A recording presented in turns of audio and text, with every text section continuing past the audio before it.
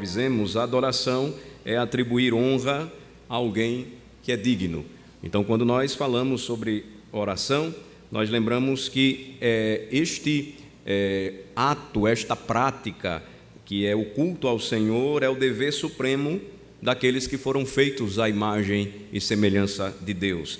E a adoração, então, ela envolve esta atividade da nova vida do homem, do crente. Muito se discutiu e muito se debateu neste final de semana, mais uma vez, se era lícito ou não os cristãos irem para o protesto do dia de hoje, né? Curiosamente, ele sempre é marcado para o dia em que nós somos mais tentados a esquecermos do que devemos fazer, que é adorar o Senhor, para nos envolvermos com qualquer outra atividade, por mais lícita que seja. E muita coisa foi dita e muitas colocações foram feitas, muitas delas até não aplicáveis às passagens bíblicas sugeridas. Ou seja, Jesus disse que não havia problema no dia de descanso, o Shabá, de você desatolar a vaca. Então você pode fazer também, vamos desatolar o governo aí o país dessa crise. Não é aplicável. Jesus nos ensinou que nesse dia, no Shabá, você pode fazer o bem, ele curou pessoas, vamos trabalhar para sarar as feridas do país. Isso não se encaixa. A realidade é que esse dia, irmãos, ele é especial, ele se reveste de uma especialidade tamanha que nos convida a nos desligarmos do temporal, daquilo que nós fazemos todos os dias, e você poderia ir para o protesto em qualquer outro dia da semana, se você quisesse. Mas, nesse dia, nós temos um encontro com Cristo, nós temos um compromisso com Ele. Muito mais do que isso, nós temos um privilégio, o privilégio de nos dirigirmos à casa dEle, do Senhor, para adorá-lo. Então, independentemente de qualquer posicionamento que nós tenhamos diante do quadro atual do país, o que é importante é ouvirmos o que a Escritura diz, e eu não encontro em nenhuma parte da Escritura que eu posso deixar esse dia para participar de protesto político. Se você encontrar na Bíblia e conseguir me provar, então eu vou me render à Escritura, mas não há. Eu até hoje não encontrei. Então, qualquer outra coisa, se você for chamado por uma autoridade a prestar serviço nesse dia, a história é outra. Protesto é uma coisa livre, embora tenham muitos políticos convocando o povo para deixar aquilo que é a razão maior do crente para ir para a rua. Essa não é a orientação bíblica. Eu estou mais uma vez lembrando aos irmãos, porque o primeiro fundamento da justiça é a adoração a Deus. A nação, ela passa a entrar em decadência quando este fundamento, indubitavelmente, primeiro e ordinário da justiça é abandonado, que é a adoração. Quando os homens se esquecem por que foram criados e para que foram criados, não esperem outra coisa, essa nação entrará em decadência. Trocar o dia do Senhor por qualquer outra coisa, por mais lícita que seja, é o primeiro passo para nós contemplarmos uma nação em declínio. E é o que o nosso país, infelizmente, tem vivido hoje, experimentado hoje. O que os crentes devem fazer, então?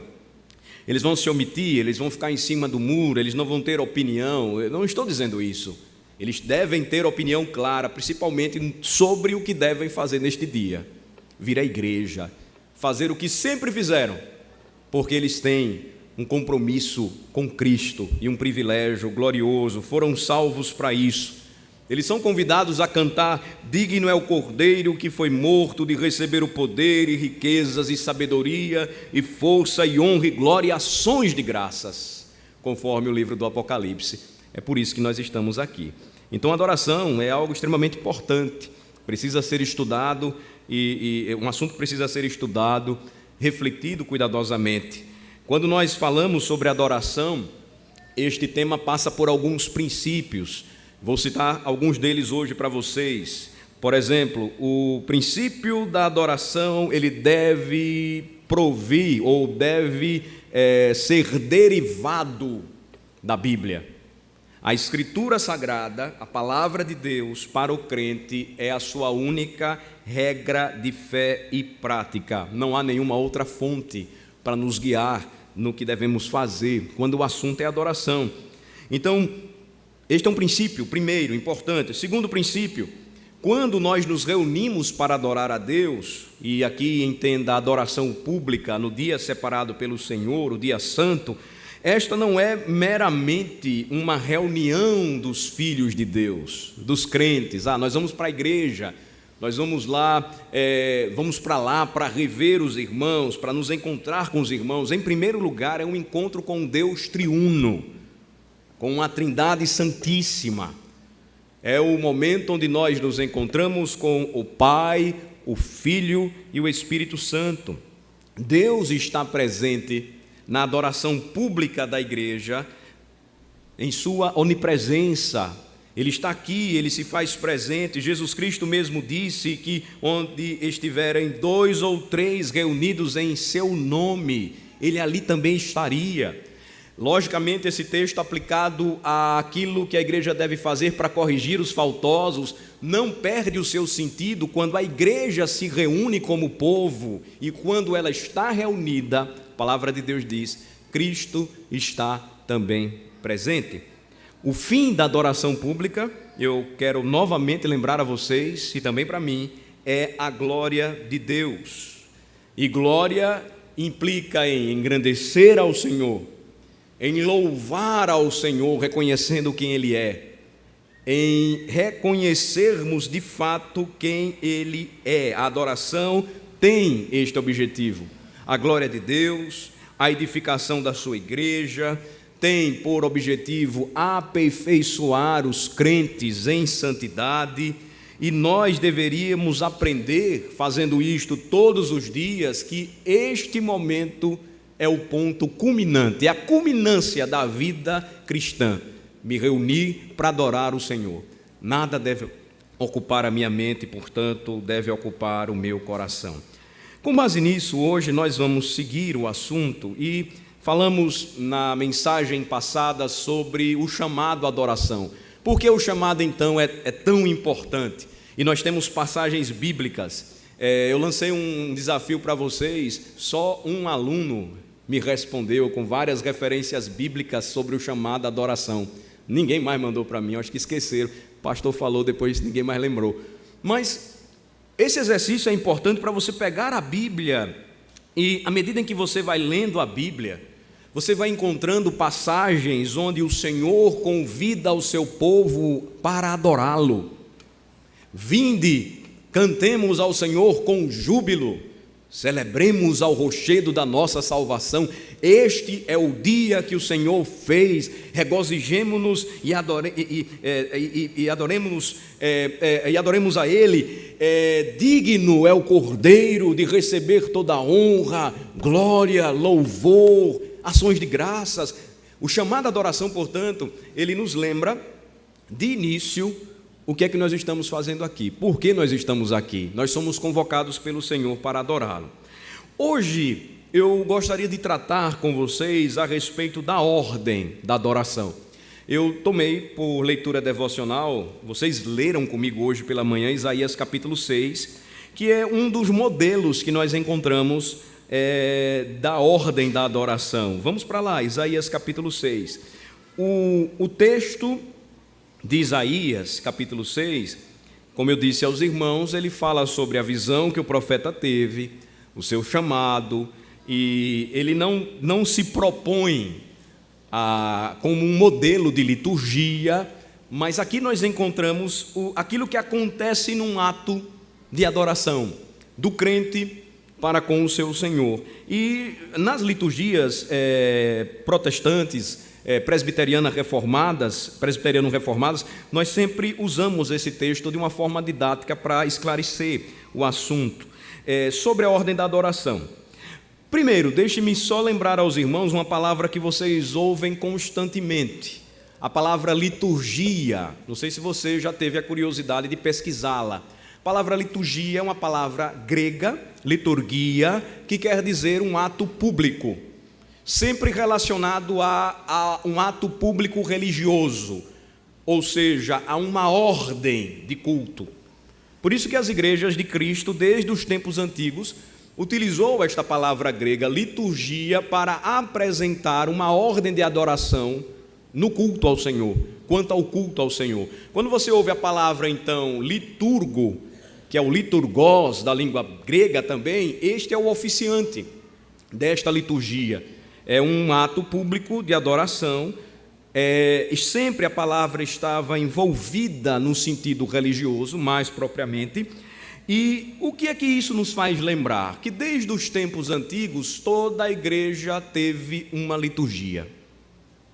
E é interessante notar o seguinte, irmãos, que ainda que a igreja ela afirme não ter uma liturgia, quando ela se reúne para adorar a Deus, ela sempre vai apresentar uma forma de liturgia.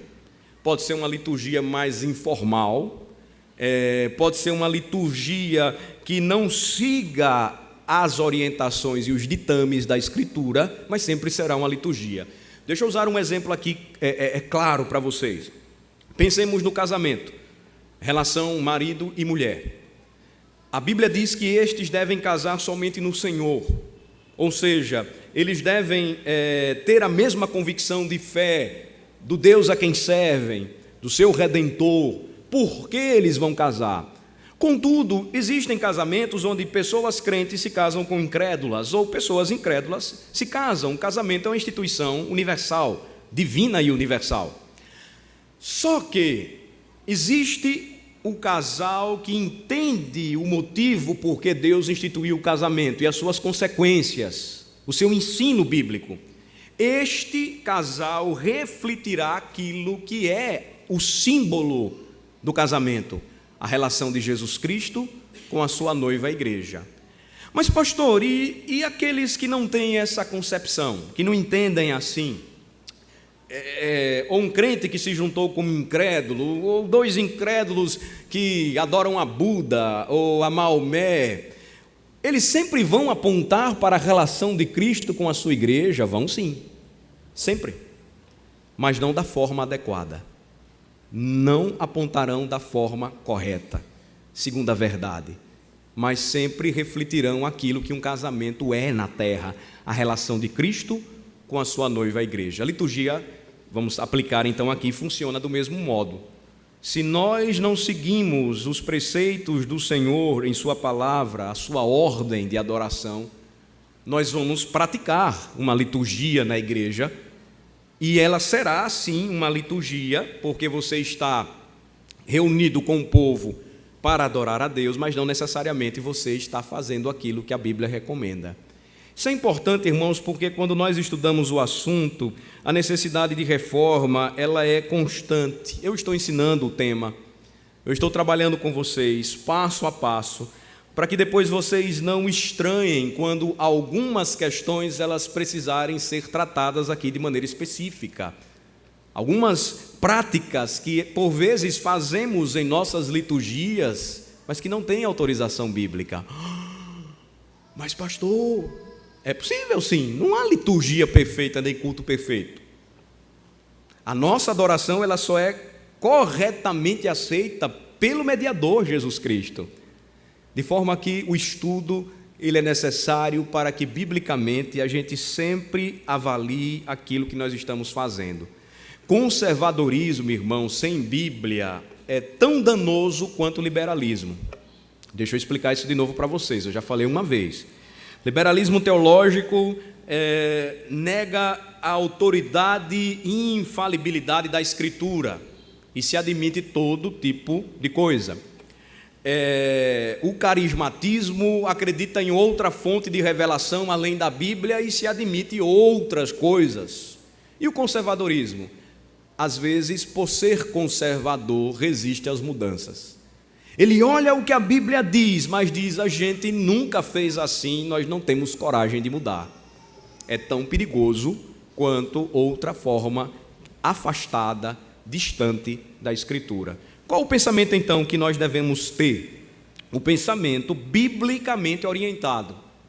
Nós devemos ser orientados pela palavra na escola do Espírito. que é o mestre por excelência, não é o pastor. Quem nos ensina a Escritura e faz com que nós entendamos que ela desça ao coração é o Espírito Santo, Deus, o Espírito Santo. Então, vocês já viram aqui um pouco sobre o que é liturgia, e aqui nós temos então uma ordem clássica em Isaías capítulo 6, que eu queria agora olhar de uma forma mais cuidadosa com os irmãos, daquilo que acontece na adoração bíblica, na ordem da adoração bíblica. O que é que acontece? Um diálogo entre Deus e o homem. A liturgia, portanto, bíblica, ela sempre será dialogal. Há um diálogo entre Deus e o homem, entre Cristo e a sua igreja. Tomemos Isaías 6 então. Isaías 6 fornece para nós um padrão para essa compreensão. Observem que na leitura que vocês fizeram, o profeta se humilha e implora o perdão dos seus pecados. Quando ele contempla a glória do Senhor, versículo de número 5, então disse eu, ai de mim, estou perdido, porque sou homem de lábios impuros, habito no meio de um povo de impuros lábios, e os meus olhos viram o Rei, o Senhor da glória. Então Deus fala com o profeta Isaías, e ele então toca por meio de um serafim, com uma brasa viva a sua boca, e diz, versículo de número 7, eis que ela tocou os teus lábios, a tua iniquidade foi tirada, e perdoado o teu pecado. E então depois Deus fala. Isaías ouve a voz do Senhor que dizia, a quem enviarei, e quem há de ir por nós? Disse eu, eis-me aqui, envia-me a mim. Muitos nunca pararam para pensar, por exemplo, na palavra que é comumente usada para descrever o serviço litúrgico, por exemplo, da Igreja Católica Romana, a missa. A palavra missa vem do latim, missio, missão, envio. Percebam a ordem da liturgia. Quando você se aproxima do Senhor, capítulo 6, vejam que o profeta, versículo 1, ele vê o Senhor assentado sobre um alto e sublime trono, e as abas de suas vestes enchiam o templo. Ele contempla a santidade do Senhor. Os anjos que servem ao Senhor, os serafins, estavam por cima dele. Cada um tinha 6 asas, com 2 asas cobria o rosto, com 2 cobria os seus pés, e com 2 voava. E eles clamavam uns aos outros, um superlativo majestático. Alguns querem dizer que aqui é uma das provas, versículo 3, para se afirmar a doutrina da Trindade. Santo, Santo, Santo, Pai, Filho e Espírito Santo. Não, na língua hebraica esse é o plural majestático. É um superlativo, como Jesus Cristo usa, amarás o Senhor teu Deus de toda a tua alma, de todo o teu coração e de toda a tua força. Aponta para uma mesma verdade. A visão que Isaías tem dos serafins, portanto, ela é majestaticamente revelada nos anjos que adoram o Santo de Israel, assentado em seu alto e sublime trono. E o que eles cantam? Santo, Santo, Santo é o Senhor dos exércitos, toda a terra está cheia da sua glória. Parem para pensar um pouco quando a igreja se reúne, o sentido da igreja cantar Trindade Santíssima. Santo, Santo, Santo, Deus onipotente. O mesmo significado. A majestade de Deus sendo contemplada. A igreja convidada para adorá-lo, contempla o Senhor em sua santidade. É claro, é lógico, nós não vemos a Deus, Ele é invisível, habita em luz inacessível. O que Isaías viu e contemplou em sua visão, certamente era a imagem e o resplendor da glória de Deus, o Cristo. É a única imagem autorizada. Ele, o Verbo que se fez carne, nos tempos eternos, já apareceu para o seu povo gloriosamente, apontando para algo futuro. E quando nós então entramos nessa áurea de adoração, por que sentimos isto? Porque nós temos convicção e fé do Deus a quem servimos e adoramos. Então, nós nos aproximamos dele e, segundo a ordem de uma liturgia, de uma adoração, onde nós observamos esse padrão de diálogo que nos apresenta a razão desses elementos específicos do culto: oração, chamada adoração, oração, canto. Nós percebemos então as reações que ocorrem neste diálogo. Depois que Isaías contemplou o Deus glorioso, ele não teve outro caminho a não ser dizer no versículo 5: ai de mim, estou perdido. Por que ele disse isso? Porque ele era um homem de lábios impuros, assim como nós. Porque ele habitou no meio de um povo de impuros lábios, assim como nós. E os seus olhos viram o Rei, o Senhor dos exércitos. Irmãos, nós conhecemos a nós mesmos. Nós sabemos o que fizemos durante toda a semana. Sabemos o que a nossa mente cogitou, o que o nosso coração desejou, o que os nossos lábios disseram.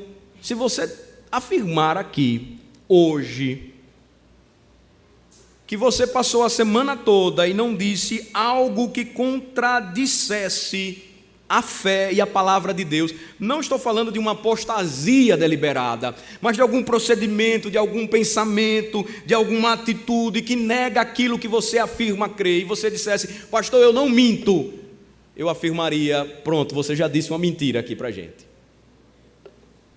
A nossa realidade, homens de lábios impuros, diante ou dentro de um povo de impuros lábios, quando nós entramos para adorar o Deus Santo, o que é que nós contemplamos? A glória de Deus, o Rei da glória. O caminho então é a confissão. Percebam então, irmãos, que Deus fala e nós respondemos em louvor.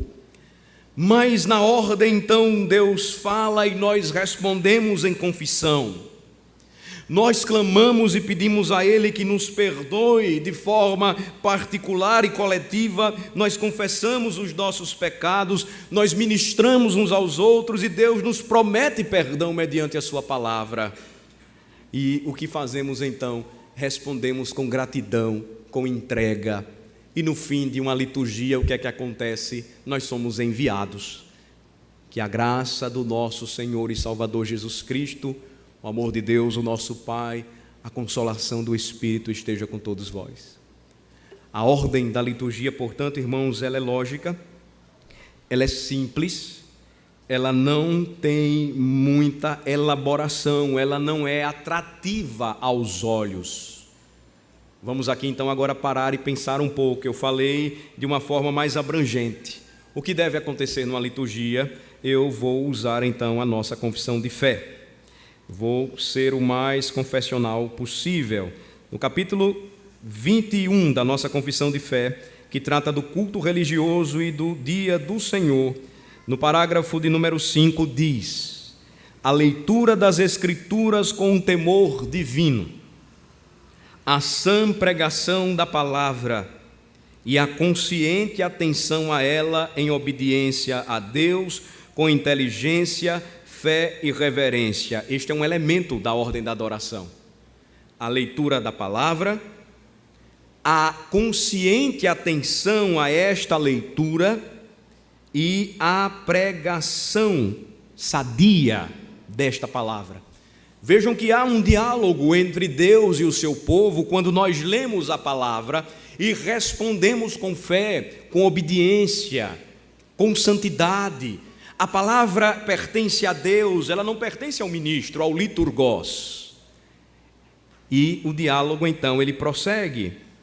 O cantar salmos com graça no coração, ou seja, o canto de louvor ao Senhor. Nós lemos a palavra, nós ouvimos a palavra, nós nos submetemos à palavra e nós respondemos então em louvor, adoração ao Senhor por meio do canto. A confissão de fé é clara e específica.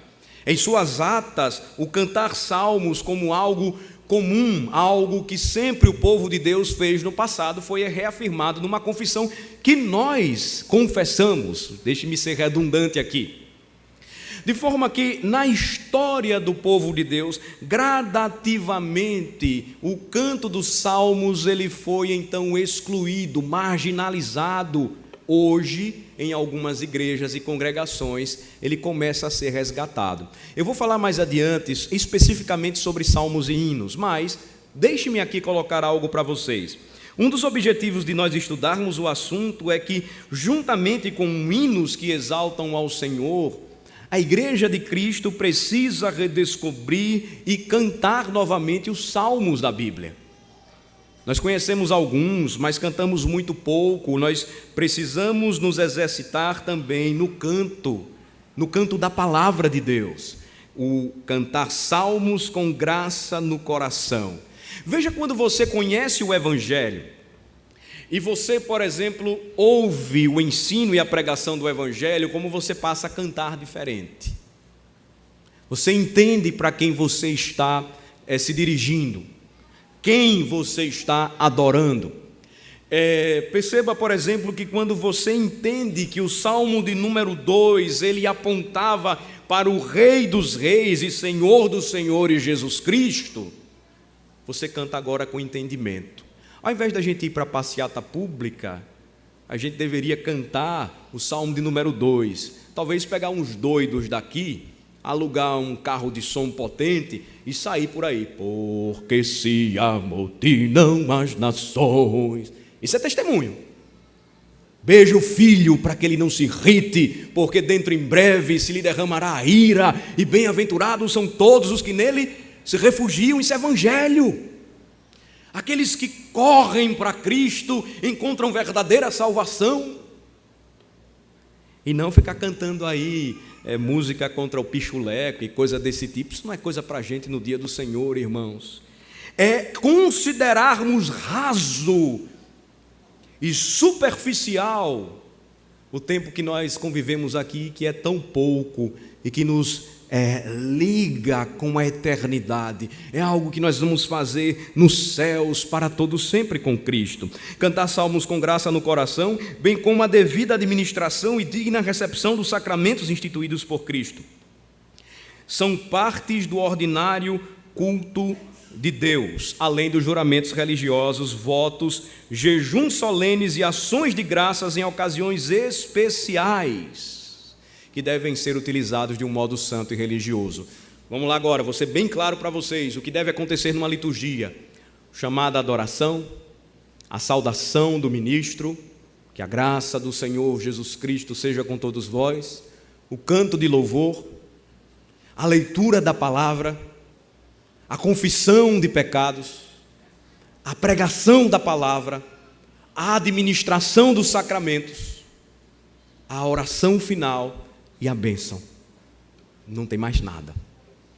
O que se inclui aqui nos elementos de oração, louvor, palavra, leitura, sermão, a audição da palavra, não incluem práticas atuais que hoje nós vemos acontecerem nos cultos. Eu torno a lembrar aos irmãos, existem práticas hoje nas liturgias que deveriam ser aplicáveis em outros momentos da vida da igreja, jamais no culto. Eu serei mais claro quando for falar diretamente sobre esse assunto. Mas aqui, vejam só, mais uma vez, reafirmo o que acontece em uma liturgia. Portanto, quando você acompanha e vê, quando você entende a resposta da congregação, por exemplo, à mensagem, na ministração do sacramento, na entrega dos seus dízimos e ofertas, que também é outra parte importante do culto. Quando você observa uma liturgia simples, não se esqueça que esta liturgia, porque é ensinada por Deus, ela não pode ser desprezada. Ela não é elaborada como muitas outras liturgias e também ela não é tão inovadora como as liturgias mais modernas hoje. Mas ela é aquela que Deus nos ensina a fazer, e quando nós fazemos com gratidão no coração, com fervor, com graça, com o sentimento de que nós estamos adorando ao Senhor, então nós sentimos a presença do Altíssimo preenchendo os corações e recebendo toda a glória. Hebreus 2 diz que é nessa liturgia que o Cristo se manifesta, declara os louvores a Deus juntamente com os irmãos. E é nessa liturgia que, por meio da sua pregação do Evangelho, a boa semente da palavra é lançada. Vocês lembram de Mateus capítulo 13, quando Jesus Cristo ele aplica esta passagem aos discípulos de seu tempo? Eu vou concluir com ela. Vamos para Mateus capítulo 13. Quando Jesus ele ensinou a respeito do testemunho do Evangelho, da semeadura do Evangelho, ele disse o seguinte, Mateus capítulo de número 13, a partir do versículo de número 1, eu peço a atenção dos irmãos. Naquele mesmo dia, saindo Jesus de casa, sentou-se à beira-mar. E grandes multidões se reuniram perto dele, de modo que entrou num barco e se assentou, e toda a multidão estava em pé na praia.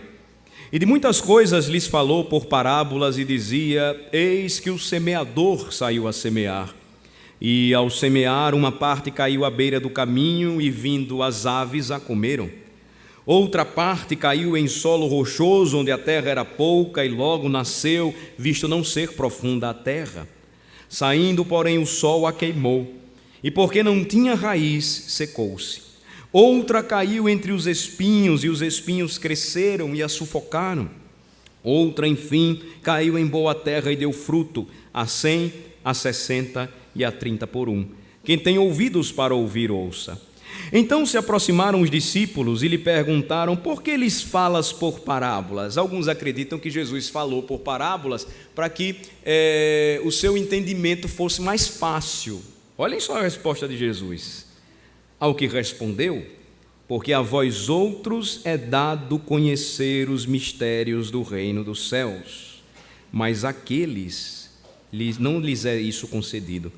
Pois ao que tem se lhe dará e terá em abundância, mas ao que não tem, até o que tem lhe será tirado. Por isso lhes falo por parábolas, porque vendo, não veem, e ouvindo, não ouvem nem entendem, de sorte que neles se cumpre a profecia de Isaías. Ele cita Isaías 6. Ouvireis com os ouvidos e de nenhum modo entendereis, vereis com os olhos e de nenhum modo percebereis, porque o coração deste povo está endurecido, de mau grado ouviram com os ouvidos e fecharam os olhos, para não suceder que vejam com os olhos, ouçam com os ouvidos, entendam com o coração, se convertam e sejam por mim curados. Bem-aventurados, porém, os vossos olhos, porque veem, e os vossos ouvidos, porque ouvem. Pois em verdade vos digo que muitos profetas e justos desejaram ver o que vedes e não viram, e ouvir o que ouvis e não ouviram. É num culto ao Senhor que a semente do Evangelho é lançada, e o Cristo abre os corações para que recebam a sua palavra, mercê da obra do seu Santo Espírito. Vejam que parábola pertinente para o tempo que nós estamos vivendo hoje. Nós nos orgulhamos como nação brasileira porque somos o maior país em número de cristãos. E onde estão estes homens e mulheres e jovens? Estão nas igrejas, estão lá fora, mas ouvem, não entendem, veem e não enxergam, porque guardados pelos seus próprios corações, endurecidos por eles mesmos, acreditam que chegaram ao conhecimento da verdade. Mas só um tem o poder de abrir mente e coração. Só um tem poder para fazer com que a semente ela caia em um solo desgastado, ressecado, endurecido como o nosso por nossos pecados, e então agora se torne boa terra para boa semente e floresça e traga vida e liberdade para então entendermos por que fomos criados, para adorar e servir ao Senhor para todo sempre. Esse é um momento gracioso quando o povo de Deus se reúne e recebe novamente o Evangelho. O jardineiro glorioso e celestial, o nosso Cristo, vem e rega novamente o nosso coração com a sua palavra. Ele disse que se nós crêssemos nele, fluiriam do nosso ser rios de água viva, porque ele é a água da vida. Então, irmãos, uma liturgia simples, eu concluo então, ela aponta sempre para o Redentor. Não há espaço para o homem mostrar os seus feitos, a sua glória, mostrar o que ele é. Não. Em uma liturgia, seguindo uma ordem bíblica de adoração, nós somos levados, assim como Isaías, a dizer: ai de nós, estamos perdidos. E então vem a declaração de perdão da parte do nosso Cristo. Filhos, a minha vontade é que vocês não pequem, mas se todavia vocês pecarem, vocês têm um advogado junto ao Pai, Jesus Cristo, o justo. Ele é a propiciação pelos vossos pecados.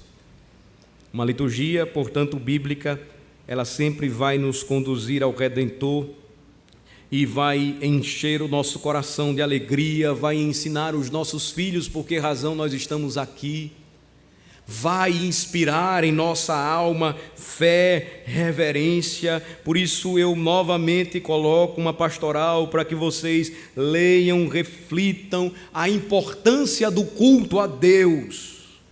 Por que nós nos dirigimos à casa do Senhor e o que nós devemos fazer aqui, o que ensinar aos nossos filhos. Essa é a atividade mais importante do mundo para o homem, porque ele foi criado para isso, e a igreja precisa redescobrir tal beleza e testemunhar esta verdade. Vamos orar. Senhor, agradecemos e louvamos o Teu nome por Tua palavra maravilhosa. Ela nos traz instrução, ela anima a nossa alma, ela fortalece a nossa fé. Ela nos revela por que fomos criados, para que fomos criados. Ela nos mostra por que o adoramos desta forma, conforme a palavra nos ensina. Porque não há espaço para o homem com o seu coração vaidoso, mas a centralidade da pregação apontando para Jesus Cristo. O que nos faz, então, prorromper em louvor e exaltação aquele que é digno de toda a nossa adoração, com nossas orações, com o nosso canto, com a nossa devoção ao ler ou ouvir a pregação da palavra, ao proclamar as Tuas grandezas. Ó Senhor, faz-nos lembrar que este é o momento em que os pecadores recebem um convite da graça, em que a semente do Evangelho é lançada nos corações e que é aqui onde Cristo opera e faz com que esta semente ela vingue, ela então cresça, frutifique e dê vida a homens mortos em seus delitos e pecados. Que tempo importante para nós, abençoador, cheio de graça e de glória. Abençoa a Tua igreja à medida em que o Senhor nos concede entendimento, para que em observar a Tua palavra, nós estejamos dispostos a cada dia trabalhar por uma devoção e uma adoração centrada no Senhor, o Deus triuno. Em nome de Jesus que nós oramos e agradecemos. Amém.